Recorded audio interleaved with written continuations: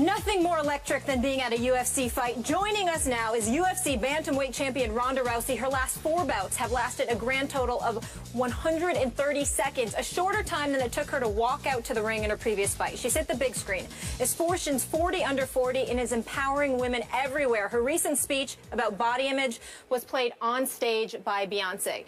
And now Ronda, in another undefeated UFC champion fighting out of Poland, the strawweight division, Joanna Jędrzejczyk, I hope I got that right, are making history, co-headlining UFC 193 in Melbourne, Australia, November 14th. Ladies, this is such a treat.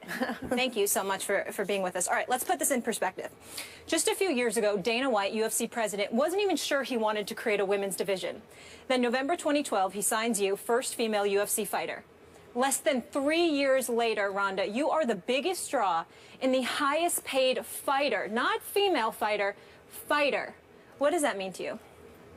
It's really encouraging, you know. It was something I really worried about in the beginning, that it wasn't just to get into the UFC, but it was to get into the UFC and perform. And it was an experiment in the beginning, and I just wanted to do well enough just to hang in there so that I could, you know, I could justify even having a job. And now it's gotten to the point where it's like I thought I was dreaming ridiculously big before, but now we're having to get creative. It's amazing. Ronda, I appreciate you being on the show. Thank you and Joanna. Let me say this to you. I love the fact that you're sitting in my chair, because all you did was confirm that chair is reserved for champions. So thank you for sitting right where you're sitting. I'm about to steal your mug. I hope you're okay with that. Yes, I am. Yes, I am. But let me ask you this question. I'm wondering how excited you are about still fighting, being the champion that you are. How excited are you about fighting compared to when you first started? I'm really interested in knowing your zest for doing what you're doing, since you're so successful at it and you're making it look so easy. You know, I get more and more excited for every fight, because there's more on the line for every single fight. You know, I have more to lose every single fight. And it's not about the individual fights anymore. I'm thinking about like everything as a whole, and like really having a legacy. And I want to be the one that retires undefeated, and every single one of these matches is just, it's one step along the way. It's not like I have to amp myself up for one person after another. I'm so amped up to really attain this goal that very precious few people have ever been able to get, that, you know, I don't even know why people even ask me, how do you get motivated? I am motivated like I am blonde. I like that. So, I like that too. Yeah. Obviously, you continue to annihilate opponents. Can you describe to us the zone you were in, say, 5 minutes before a fight? Where are you mentally, psychologically? Do you even know where you are, or are you just lost in that zone? No, mentally, I feel like I'm back where I belong. I know that I deserve to win, and that I'm the best at what I do, and that it just seems like all the time that passed between the last time I fought wasn't even there. Like every single time I get in there, I'm like, I was just here. That's that feeling that I have. Like there was no months in between or training in between. It seems like I was just there yesterday.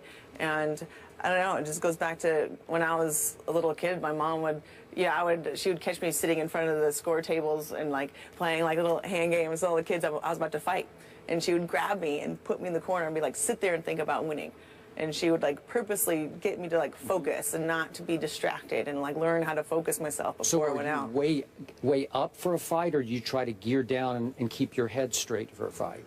Yeah, I mean, my heart is beating out of his chest. I mean, you're in a crazy situation, but I know that the more stress there is and the more crazy the situation is, the better that I am. So I don't consider it a bad thing. You know, my adrenaline's pumping, and, you know, I'm thinking about a million things. There's so many things going on, but I'm so focused because I'm so sure that that's when I'm at my best. And speaking of you as a little girl, that fight promo with your sister playing you is fantastic. The UFC amazing. Killed it with that. Joanna, I want to focus on you, though.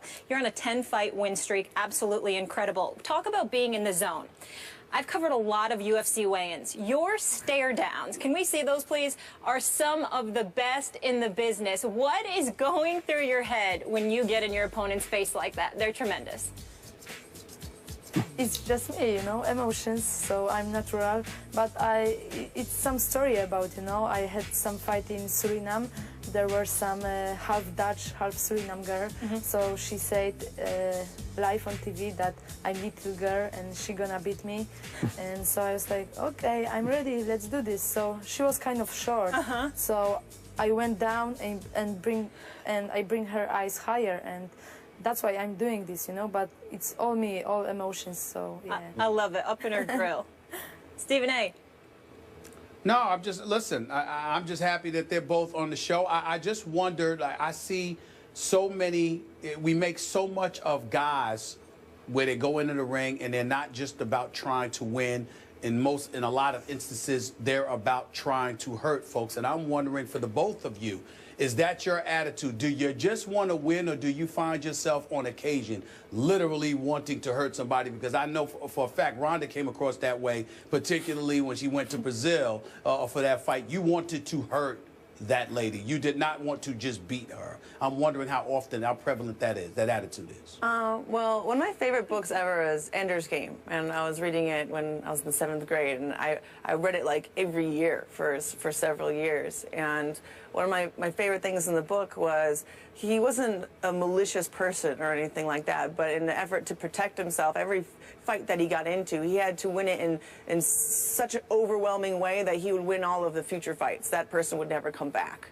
And that's kind of what I'm trying to do. You know, I'm trying to win in such a big way that that person, all of their hope of ever trying to come back ever again is just crushed. And it's better for both of us because, you know, that one fight, it keeps it from going on and on and on. I'm just trying to make it definite and put a stamp on it and be like, okay, this chapter of your life is over, and I'm moving on.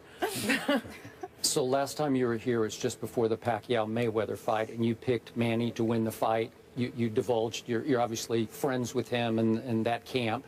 How did you see that fight, and would you like to see a rematch? To be honest, I was supposed to go to that fight in person. And the day before, I got diagnosed with pneumonia. Oh. And so, yeah, I was on all kinds of medication that, like, caused drowsiness. I was trying my best to watch it, and I fell asleep, like, 5 times. I had to, like, keep getting woken up again, and then I would pass back out. Maybe it was best that you passed out. I think some other people pass out a little bit, That's too. what I've heard. So I don't know if I would demand a rematch, but, you know, I can't really say firsthand because, you know, I was literally, like, it was the worst, like, the most sick that I could ever remember being. Wow. Yeah. Fair enough.